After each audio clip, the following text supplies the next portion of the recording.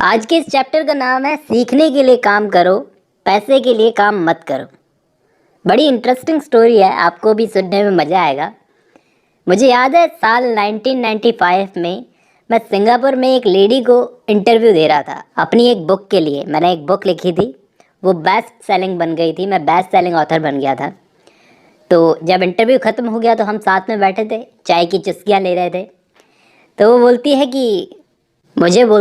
कि मैं आपकी तरह एक दिन बेस्ट सेलिंग ऑथर बनूंगी मैं भी। वो अच्छा लिखती थी, मैंने उसके वर्क्स पढ़े थे। मैंने कहा हाँ मैडम, आप बहुत अच्छा लिखती हैं। लेकिन पता नहीं क्या चीज़ उसको बड़ा ऑथर बनने से रोक रही थी। वो बोल रही थी सब ऐसा ही बोलते हैं, लेकिन पता नहीं क्या मुझे बड़ा ऑथर बनने से रोक रहा है। अभी ये न्यूज़पेपर के लिए लिख रही थी, अपना खर्चा चला रही थी। तो मुझसे कुछ सजेशन मांगा कि आप मुझे बताइए। अब मैं जितना जानता था मैंने अपने हिसाब से बता दिया कि अपने दोस्त का पता दे दिया एक, कि ये आपको सेल्स सिखा देगा, ये उसका पता है। पर मैंने उसके चेहरे की तरफ देखा, वो गुस्सा हो गई। ऐसे लग रहा था उसके चेहरे पर जैसे उठ के अभी कुछ बोलेगी। उसने बस इतना बोला कि अब मुझे बेचना सीखना पड़ेगा। तो मैंने बोला हाँ। वो बोली मैंने इंग्लिश लिटरेचर में एमए की है और अब जाके मैं सेल्समैन बनूँ। मुझे नफरत है इन सेल्समैन से। आप क्या बोल रहे हैं? अगर ये मुझे सेल्समैनशिप ही करनी होती तो मैं इंग्लिश लिटरेचर क्यों पढ़ती? ये लोग पैसे के पीछे भागते हैं और कुछ नहीं आता इनको। अभी इंटरव्यू ख़त्म हुआ, उसने बस गुस्से में अपना बैग बंद किया। ऊपर कुछ नोट्स पड़े थे जिसमें उन्होंने कुछ लिख रखा था। तो मैंने उनके नोट्स उठाए और उठा करके दिखाया, मैडम देखो अभी अभी आपने इन नोट्स में क्या लिखा। इन नोट्स में लिखा Robert Kiyosaki best selling author. आपने ये नहीं लिखा best author, best selling author. देखिए मैडम, मुझे पता है मैं बेस्ट सेलिंग ऑथर ज़रूर हूँ, लेकिन आपके जितना अच्छा राइटर नहीं हूँ और मेरी बुक में आपको कोई कंटेंट नहीं मिलेगा। मैंने आपकी तरह एमए भी नहीं किया, मैंने सेल्स स्कूल किया है बस। आपने एमए किया है। आपके पास जो है वो मेरे पास नहीं है। मैंने अपनी लाइफ के एक्सपीरियंस इस बुक के अंदर लिखे हैं और इस वक्त आपको अगर कुछ बनना है तो मेरे पास जो है वो आपको चाहिए। लेकिन वो गुस्सा हो गई कि कभी भी इतना नीचे नहीं गिरूंगी कि सेल्समैन बनना पड़े मुझे। लास्ट में उसने एक ही बात कही, जाते जाते वो गुस्से में वहाँ से चले गई कि आप जैसे लोगों को तो लिखना ही नहीं चाहिए, बस पैसा कमाने के लिए तुम लोग लिखते हो। ऐसा बोलकर गुस्से में चली गई। हालांकि उसने इंटरव्यू में मेरे लिए गलत नहीं छापा, अच्छा ही लिखा, लेकिन वो नाराज़ हो गई। अब मुझे एक बात बताओ, मैंने इस लेडी को ऐसा क्या गलत बोल दिया? ये दुनिया कितने सारे इसी की तरह स्मार्ट, स्किलफुल और इंटेलिजेंट लोगों से भरी पड़ी है। यहाँ तक कि मैं जहाँ गाड़ी बनवाने जाता हूँ वहाँ पर एक जवान लड़का है, देखते ही बता देता है कि क्या बीमारी है गाड़ी में और ठीक कर देता है 5 मिनट में। मैं समझ भी नहीं पाऊँगा उसकी तरह, कभी सीख नहीं पाऊँगा उसकी तरह। लेकिन अफसोस उस बेचारे को, इन सब को अपना टैलेंट दिखाने का मौका ही नहीं मिल पाता। शायद ये खुद लेना नहीं चाहते। ये सबसे ज़्यादा फोकस करते हैं अपने स्किल्स को निखारने में। थोड़ी अगर ये सेल्स में दुनिया को दिखाने में मेहनत कर लेंगे तो शायद जो ये डिज़र्व करते हैं वो इनको मिल जाएगा।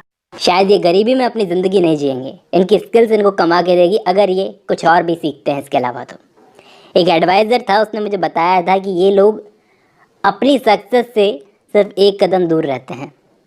बस एक चीज़ और इनको सीखनी पड़ती है ऐसे लोगों को, मार्केटिंग। वो नहीं सीखते ये। जैसे ये इंटरव्यू लेने वाली लेडी थोड़ा सा अपना दिमाग नहीं खोल रही थी। वो चाहती थी कि दुनिया इसके टैलेंट को देखे, लेकिन वो टैलेंट को देखने के लिए काम ही नहीं कर रही थी। और मुझे बोल के गई कि आपको पैसा दिख रहा है, बल्कि पैसा मुझे नहीं दिख रहा है, पैसा उसको दिख रहा है। ये चीज़ मैं आगे साबित कर दूंगा। अब देखो, मैं अपनी ही बात बताता हूँ। फर्स्ट टाइम जब मैंने बुक लिखी थी तो वो भी मेरे लाइफ के एक्सपीरियंस पर बेस्ड थी। उस बुक का टाइटल बड़ा अजीब सा था कि अगर अमीर और खुश होना चाहते हो तो स्कूल मत जाओ। अब एक पब्लिशर ने इस टाइटल को देखा और बोला भाई साहब आप इसका नाम बदलकर इकोनॉमिक्स ऑफ एजुकेशन रख दो। बोला सर आपकी राय के लिए शुक्रिया, लेकिन उस टाइटल से सिर्फ 2 कॉपीज़ बिकेगी और वो 2 कॉपीज़ कौन खरीदेगी? मेरी फैमिली एक तो, और एक मेरा बेस्ट फ्रेंड। आप मुझे एडवाइस मत दो। और वो दोनों खरीदेंगे नहीं, वो दोनों मुफ्त में मांगेंगे मुझसे। ये जानबूझकर मैंने वो टाइटल डाला था ताकि लोगों को भड़कीला लगे और अंदर की चीज़ पढ़ें तो सही एक बार। कुछ चीज़ें ठीक होनी चाहिए इस एजुकेशन सिस्टम में, मेरे को ऐसा लगता है। सेल्स सिखानी चाहिए बच्चों को। जब भड़कीला टाइटल मैंने डाला उससे मेरी बुक बिकी, बहुत बिकी। अब दोस्तों मैं आपको अपनी स्टोरी सुनाता हूँ। जब मैं ग्रेजुएट हुआ था तो सबसे ज़्यादा खुश हुए थे मेरे गरीब डैडी, पढ़े लिखे डैडी, पढ़े लिखे गरीब डैडी। मुझे नौकरी मिली, अच्छी खासी ठीक ठाक नौकरी थी, अच्छे खासे पैसे मिल रहे थे। सैलरी शुरू में तो इतनी ज़्यादा नहीं थी, और उसमें काम क्या था, 7 महीने काम, 5 महीने आराम। 5 महीने की छुट्टी में मैं कुछ और भी कर सकता था, लेकिन 6 महीने काम करने के बाद मैंने उस नौकरी को छोड़ दिया। फिर मैं प्लेन उड़ाना सीखने चला गया। तो मेरे गरीब डैडी बहुत दुखी हुए कि इस तरह से नौकरी क्यों छोड़ दी।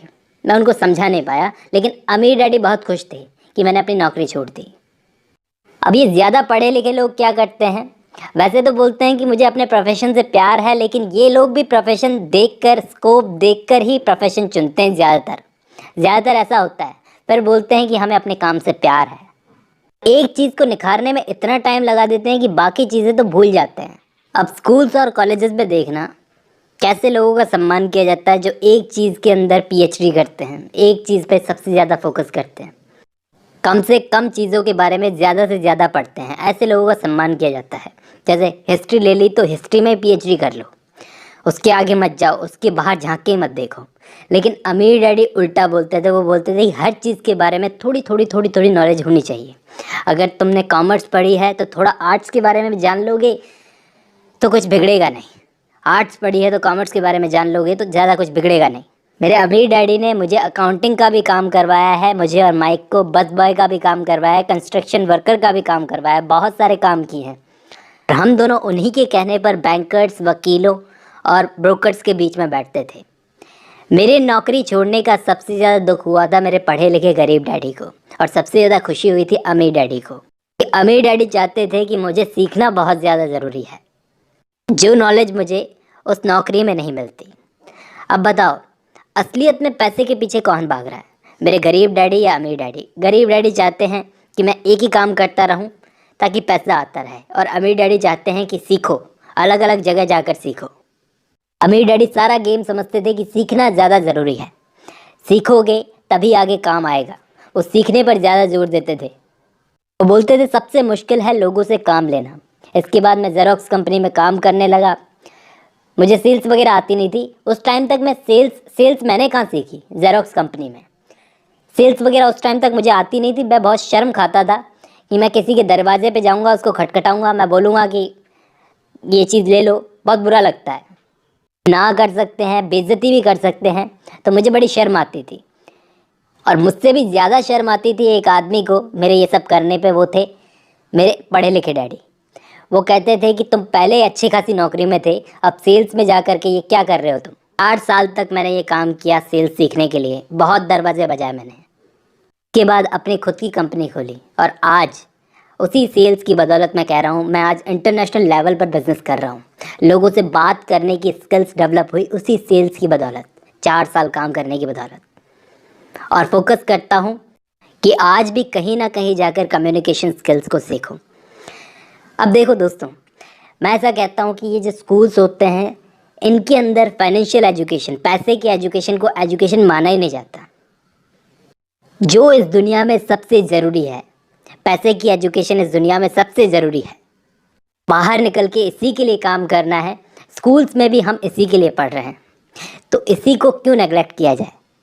एक बहुत पुरानी कहावत है कि काम करने वाले इसलिए कड़ी मेहनत करते हैं, वर्कर्स इसलिए कड़ी मेहनत करते हैं ताकि उनके मालिक उन्हें नौकरी से ना निकाल दें।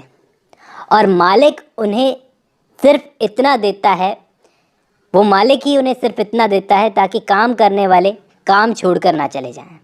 ये बात सच है, देख लेना। मालिक कभी नहीं चाहेगा कि उसका नौकर खुद कभी ज़िंदगी में कुछ करे। वो खुश रहे, उसको दिवाली दिवाली कुछ ना कुछ मिल जाए, उसके बीवी बच्चे खुश रहें, लेकिन कभी भी वो नहीं चाहेगा कि वो तरक्की करे, वो खुद का कुछ करे, उसके लेवल पे आए। और इसके लिए टाइम टाइम पर उसका मालिक कुछ ना कुछ उसे खुश करने के लिए देता रहता है। जैसे दिवाली पर मिठाई दे दूंगा, पैंट शर्ट का कपड़ा दे दूंगा, भाभी जी के लिए साड़ी दे दूंगा, ये कर दूंगा, वो कर दूंगा। और प्रमोशन तो पक्का है। सोचो, इन चीज़ों के लिए वो नौकर बनकर रहना पसंद करता है, प्रमोशन के लिए। तो सिर्फ इतना ही सोचना है, लंबा नहीं सोचना। नौकरी करो। करियर की शुरुआत में सबको करनी पड़ती है सीखने के लिए। नौकरी करने में कोई बुराई नहीं है, लेकिन उससे सीखो, सीखने को कितना मिल रहा है, और जल्दी से जल्दी अपना कुछ शुरू करो, उससे ज़्यादा सीखने को मिलेगा। यहाँ रॉबर्ट कियोसाकी बोलते हैं कि मैंने टॉम क्रूज़ की एक मूवी देखी थी जिसमें एक बहुत बड़ी फर्म में वो काम करता था, बहुत बड़ी कंपनी थी, उसके अंदर काम करता था। एक दिन वो नाराज़ हो गया और जाने लगा। कंपनी छोड़कर जाने लगा, फर्म छोड़कर। फिर पलट कर देखता है और अपने जैसे काम करने वालों से पूछता है कि कौन कौन मेरे साथ में आना चाहता है। उसके जैसे सारे वर्कर्स चुप, एक के मुंह से भी आवाज़ नहीं निकली। शायद उनमें से कोई भी अपनी नौकरी छोड़ने का खतरा नहीं लेना चाहता था। फाइनली एक महिला बोलती है, एक लेडी बोलती है, उसके मुंह से आवाज़ निकली कि मैं आना चाहती हूँ, लेकिन प्रॉब्लम यहाँ पर यह है कि 3 महीने बाद मेरा प्रमोशन होने वाला है। शायद यही प्रमोशन इंसान को नौकर बनाकर रखता है। ये सबसे याद रखने वाला सीन था मेरे लिए उस फिल्म का। मेरे गरीब फादर हर साल अपनी सैलरी बढ़ने की उम्मीद रखते थे, लेकिन हर साल उनको निराशा हाथ लगती थी। लेकिन ये चीज़ उनको कहाँ ले जा रही थी। और प्राइवेट पेंशन पर डिपेंड रहना तो बहुत ज़्यादा बुरी हालत है उसकी, प्राइवेट पेंशन की। तो बुढ़ापे में तो ऐसा हाल रहता है, ऐसी ज़िंदगी जीने से तो खुद को गोली मारना बेहतर रहेगा। हॉस्पिटल्स के खर्चे कहाँ से आए। अमीर लोग तो जवानी में भी सुख देखते हैं और बुढ़ापे में भी उनके पास इतना पैसा रहता है कि जो उनको ज़िंदा रखता है। उसी पैसे की पावर से वो अपने बुढ़ापे को सुखी बना के रखते हैं। ये सब सच है, लेकिन ये सब उस आदमी को बताने का फ़ायदा नहीं जो बदलना ही नहीं चाहता, जो इस बारे में सोचता ही नहीं है। पता है क्या प्रॉब्लम रहती है एक ही काम में एक्सपर्ट बनने से? अगर हम दूसरी चीज़ों पर फोकस नहीं करते, सिर्फ हम एक ही स्किल को निखारते जाएं। जैसे आज मैं टीचिंग का काम कर रहा हूँ, 2 लाख रुपए हर महीने मुझे मिल रहे हैं। अचानक पता नहीं, लेकिन सबके साथ होता है, मेरे साथ भी हो सकता है कि मेरी जॉब चली जाए। उसके बाद मेरे लिए आसान नहीं रहेगा कि मैं उसी टीचिंग के अंदर, टीचिंग के ही करियर के अंदर वापस 2 लाख वाले लेवल पर आ सकूं। शायद मुझे 4 से 5 जगह काम करना पड़ेगा आज के टाइम में।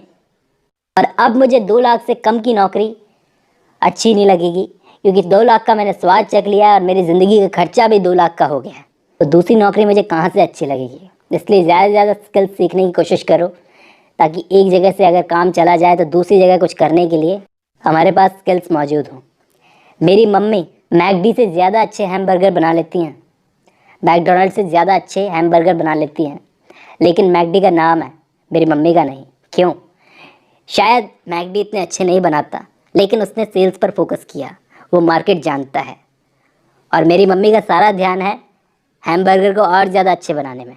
सेल्स में उनका बिल्कुल ध्यान नहीं। ऐसे में अगर मैं उनको जाके बोलता हूँ कि आप थोड़ा सेल्स भी सीख लो ना, तो वो बोलेंगी नहीं नहीं, इतना टाइम किसके पास है। तो इसलिए दुनिया स्किलफुल गरीब लोगों से भरी पड़ी है।